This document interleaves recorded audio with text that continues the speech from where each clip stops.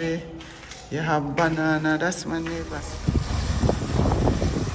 Guys, get ready with me. I'll be packing and going off to Jamaica to check on the dream house. Okay, guys, I woke up in a good mood, rested, and now I'm making my bed and straightening up before I go off to the airport. So, thumbs up to you all. I appreciate every one of you.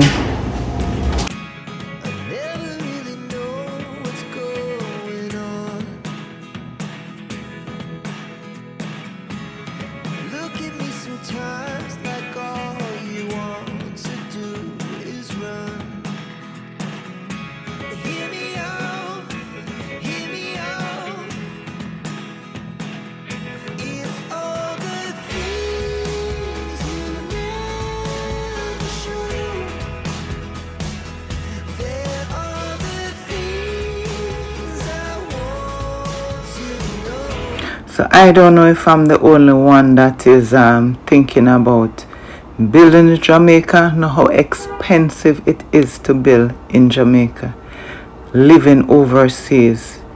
Guys, it is like you pay twice the amount to build in Jamaica when you're overseas. Right now, I have to be traveling to Jamaica very often to check on my building project. I have to be buying tickets. Sometimes the tickets are very expensive depending on the time of year.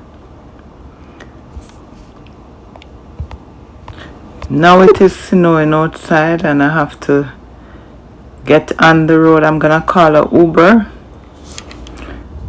I don't know if I'm the only one who's thinking about this, getting robbed or paying the extra money to travel back and forth to go back home. Mind you, if I stay 2 weeks in Jamaica, that is 2 weeks not working and not getting paid. Yes, like I said, it is not cheap building back home. It is very expensive because you have to take everything into consideration, and I can say hats off to those of who's building back home.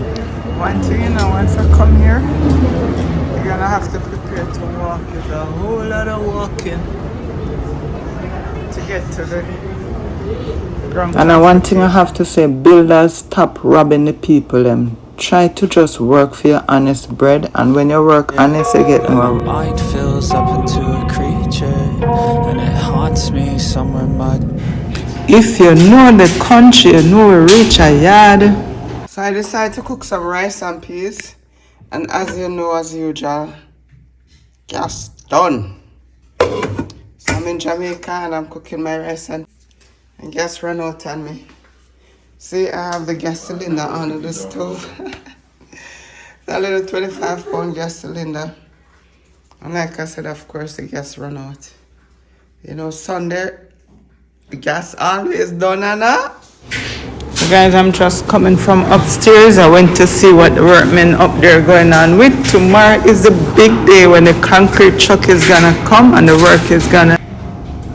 So I'll just show you what's going on and let the workmen do the work. This is what it looked like before, after they tie up the steel, they run the pipe, the electrical, the plumbing, and this is the preparation for the foundation. They already boarded up and just ready, waiting on the concrete truck to get here. I'm sure they have some delay. As I see over here, we're leaving this part for the fancy roof, so that is gonna stay. We're casting the veranda and we're casting the rest of the entire building. The only two space that is leaving for the fancy roof is a 2 front room. So all this beautifully done steel work and boarded up, and like I said, we're just waiting. I don't know what's the delay, what's the hold up with the concrete truck, but like they said, they will get here.